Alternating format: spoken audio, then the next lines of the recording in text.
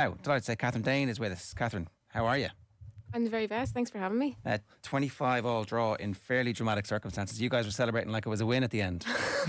Absolutely. I think when we went down by that scoreline so early on in the game, we were thinking, gosh, how are we going to pare this back? But I think after Lucy Thompson's try in the corner, it was so dramatic. It was incredible.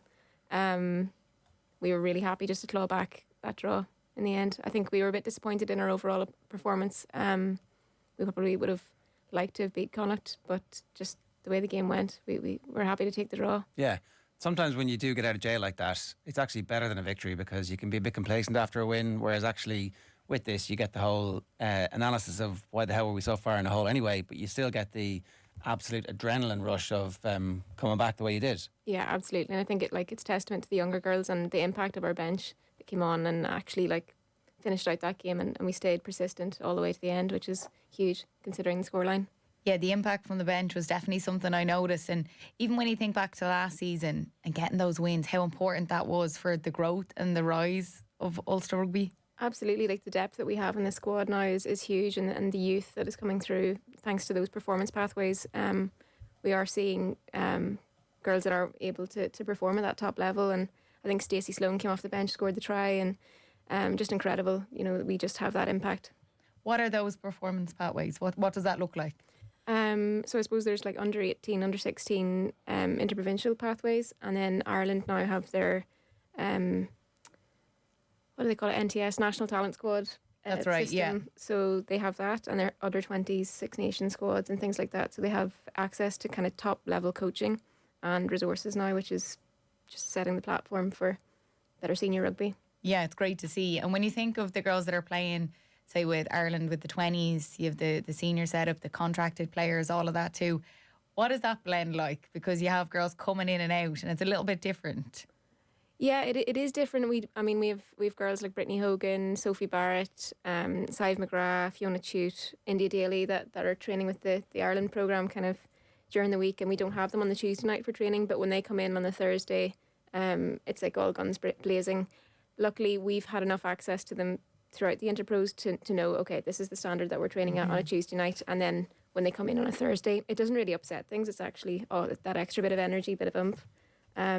The likes of Sophie Barrett performing so well in that under 20 Six Nations Championship. I think she was like MVP or something. Brilliant. She's just an absolute asset to have in the squad, and I think that is where we're reaping the rewards of those performance pathways and the actual S&C and actual support that these young girls are getting on their way up to senior rugby is paying off.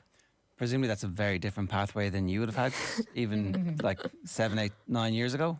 Yeah, absolutely. I came through the under 18 sevens system, and again, it was kind of you've got one competition in Sweden, one weekend in the summer, and we'll train you down in DCU once every other week. Right. And you if you want to do the gym, you can. If you don't, you don't have to. And it was very different. The strength and conditioning was non-existent then, and I think the transition to All Ireland rugby then with Old Belvedere and transitioning to senior rugby with Ulster and Ireland was a huge step up. Whereas now these girls have bigger training ages than some of the senior players that are playing at the moment, which is great. It's great to see. Brittany Hogan is one of those players that I think has really benefited. She is just phenomenal in her performances with Ireland, and now we're seeing it again with Ulster. But the difference, I think, from being in there in that setup, in a contracted setup.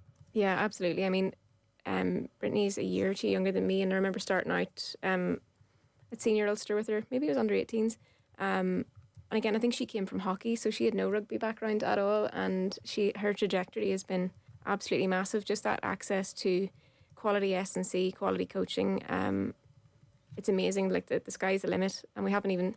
I think I was at a research conference recently, and the best athletes in the world, we haven't even seen them yet because women haven't been given that opportunity to get there. But we're starting to see it now in Ireland, thankfully, and Brittany Hogan played a blinder at the weekend. It was amazing. Was coaching totally different, say, when you were growing up to what it might be now for girls that are up and coming in the rugby world in Ireland? I say it's different. Maybe what you learn in, tackles, different things. Or is it taught a little bit different now? I think rugby, probably much like many other sports, was guilty of oh, we've always done it this way, we'll coach this way, and this is the way we've coached the boys and the men, and it works for them because they've been playing mini rugby, whereas I think we're starting to realise in the last 5-10 years that, okay, women don't have the same training ages, and we have an amazing athlete coming in from GA that has never touched a rugby ball before. We have to do things a little bit differently, and I think that's where the quality coaching I talk about is just we're being a bit more nuanced, and we're tailoring our coaching to better suit the women that we're supporting. So if you do minis, you learn very early on to get your head out of the way and not get kicked in the face. Whereas if you've come from GA, you know, the odd occasional kick in the face is kind of par for the course, and sometimes you're dishing it out. Yeah. So trying to avoid that is one of those things. That obviously takes time, but it does feel as if there's a surge towards women playing rugby off the back of the success of the sevens and how transferable the skills are. So are there enough coaches, do you think, to attract people and make them feel confident that they are getting the coaching that they need? Or is that kind of the next big recruitment drive that needs to happen, where you do get good quality coaches into the women's game? I think there definitely, there's already some really quality coaches out there. We're very lucky at Ulster. We have Murray Houston, Neil Alcorn, Eric O'Sullivan, a few really, and Grace Davitt, really good coaches. They are there. I think we just need to better support them and give them the tools and resources that they need to better support their women. I think in terms of the education piece around how do we tailor training to better suit women, I don't think it's necessarily a physiological or physical thing. It's more the social, how do we cater this to women, because there's a lot of women that play rugby off the back of watching the sevens because they see the connections and the camaraderie and the really beautiful part of the sport, that don't necessarily want the aggression and the injuries and the other stuff that comes with it. So it's catering to your players. Was it always your intention to become a 15s player when you were playing sevens, or was sevens kind of the introduction and like you would have been happy being a sevens player forever? Oh gosh, no. I don't know if you've ever watched me play, but I'm not an athlete at all. I wasn't built for sevens at all. I was just lucky that I was quite skillful. I could throw a pass kind of 15 metres and put somebody away on the wing. That was my skill at under 18 sevens. So you always wanted to play 15s? Yeah, right. Yeah, but unfortunately there wasn't any kind of pathway at that time to play 15s. It was, oh, we have an Ireland sevens underage programme. Right. Anybody good enough, do you want to come play? And that was what got me in. But I knew immediately that I needed to get myself to Dublin for college and play for Old Belvedere and go up the ranks and play 15s that way. And do we use college as a way of getting people into the sport? Because obviously in the men's side, the schools is the be all and end all until you either make it or you don't make it to the academy. And it always felt like there was a missing link there and some people have actually come through the AIL who actually go to college for 2 or 3 years. In the men's side I'm talking about specifically here, and it generally tends to be forwards and frequently props as well, who are slightly a year or two behind where they need to be. Do we use the colleges in the women's game in a more articulate way to try and keep people in the system? I think it is something that they're starting to use. They're utilising I think it's a university or a varsity sevens competition now. There was an international varsity sevens comp a few months ago. And I know some of the colleges like UCD, Limerick, DCU, that they have very strong, and Trinity have very strong women's rugby teams. I suppose it's just making sure that they have enough exposure to rugby throughout the season to build. On a personal level, that was your first home game at Kingspan, competitive fixture since your recovery from your brain hemorrhage. Is this an emotional thing for you? Have you parked it totally? How are you dealing with all that? Yeah, I suppose it's kind of always at the back of my mind. I'm always very grateful. I don't think I'd played at Kingspan since 2019 or 2022 for Ireland, 2019 for Ulster.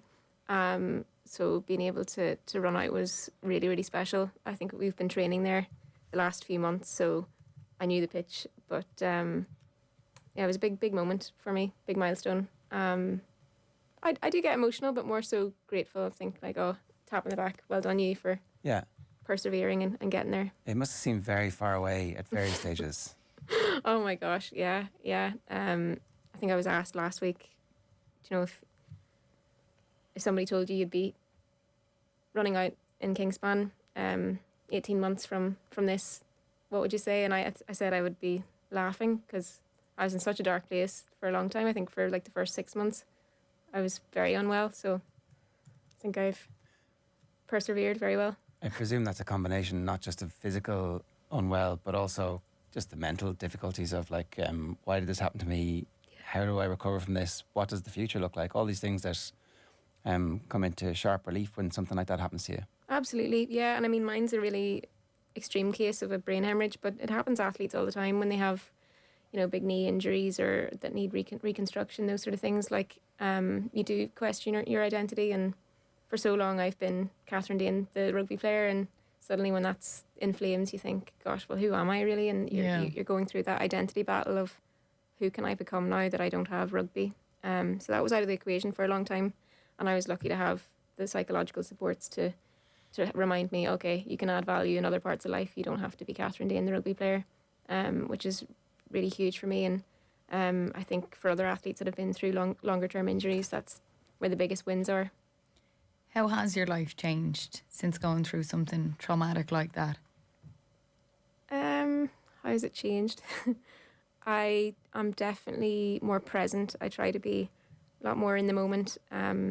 So even when I was getting a little bit emotional about running out to the pitch with my teammates and leading the girls out and leading my cousin, I had my cousin as a mascot there at the weekend. Oscar, he's 8 years old, and little Grace as well. I kind of sat with those emotions a bit more, whereas the Kathryn Dane of before would have been like, okay, next job mentality, really disciplined. Okay, next thing, like I really didn't let emotions or let gratitude come into what I was doing. Whereas I have a lot more joy in all the little bits of training and the taste of blood in your throat when you're doing those horrible conditioning sessions. I think, okay, that's amazing that I'm here, and aren't I lucky that I'm able to do it?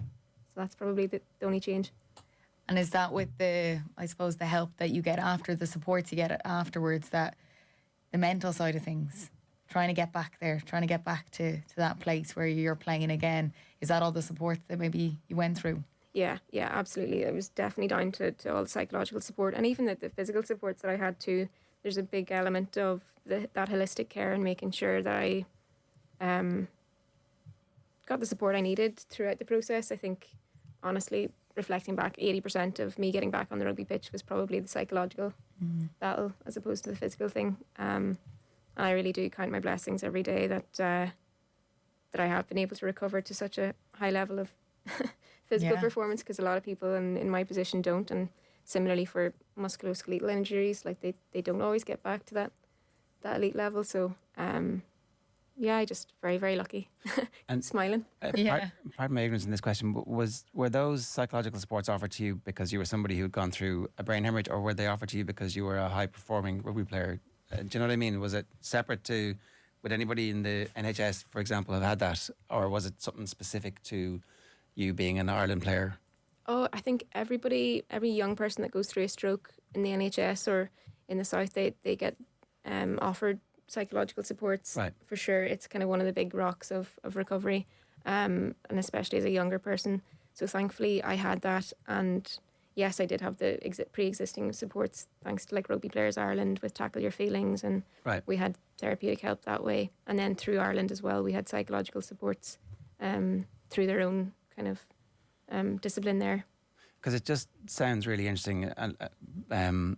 There was a conversation that was had with Rhys McClenaghan where he was asked about, watching the rest of the athletes, the gymnasts in particular, and how there's been a change quite recently in female gymnastics where they're enjoying it more, where the atmosphere has completely changed from the next job, I must kill everything, I must break this, to I'm actually going to enjoy this, because if I don't, then what's the point of it? Yeah. And it seems like that's kind of a revolution in sport, that even Andy Farrell's Ireland seems to enjoy things a bit more. The families are around in a way that previous management structures might have been a bit more Spartan. Would you have come to that conclusion anyway about life? I don't know. If I hadn't had the stroke, maybe not. I was very much that kind of game face, the 9, that kind of, I was the operator on the pitch, and I had to stay in the moment and not let things come in. Like, I would have celebrated victories and celebrated performing well, but now I play with a smile on my face, and if there's family around, even if I am kind of in game mode on the pitch, I'll kind of have a look and have a smile. Because it turns out they're not in competition, are they? Whereas previously you would have assumed that the brain only has a certain amount of room, but that's not true at all. No, and that is the beautiful thing of Andy Farrell's approach with Ireland. You see the families on the pitch, and you see through thick and thin, they're there at the end of matches and things. And I think other countries have nailed it a bit more before us, like the likes of the New Zealand rugby. Like they play with a smile on their face, and they dance and they have fun, and even they kind of work up to matches as well. The Black Ferns women, I think they dance and they have a bit of music and things leading into matches, as opposed to that Irish mentality of, okay, like you better be focusing now, and you can't make time for that. This should be joyless. Whatever we're doing, we should sacrifice for this. No and crack. That's not why we play sport. No, exactly. Yeah, surely if you're happy, you're going to play your better sport. I always think it's going to transfer onto the pitch. For you, why was it important to get back to sport? Yeah, I mean, I have to admit, I didn't when I was recovering, and I kind of came to terms with, okay, your identity isn't tied up with rugby completely. I thought, okay, well, like you don't have to go back and play rugby, but because I was getting the support through the IRFU and I was getting my hands on the ball again, and the connections with the girls, and it's the little high fives and the pats on the back and the, oh yeah, keep going, or you've done a nice grubber kick and set up a nice try or something. That's the bit that I live for. I love that joy that comes with the kind of mastery of the skill and the camaraderie that you have around it. I couldn't go back to an individual sport. I think people were like, oh, like why don't you try CrossFit, or why don't you try running? And that would be my worst nightmare. I might get into it someday, but I need the people around me, and that connection piece from rugby is. It's an incredible story, Kathryn, to get back to the level that you're playing at, and to be able to enjoy days like the weekend at Kingspan. What's your hope for the rest of the competition now? Because it's pretty intense.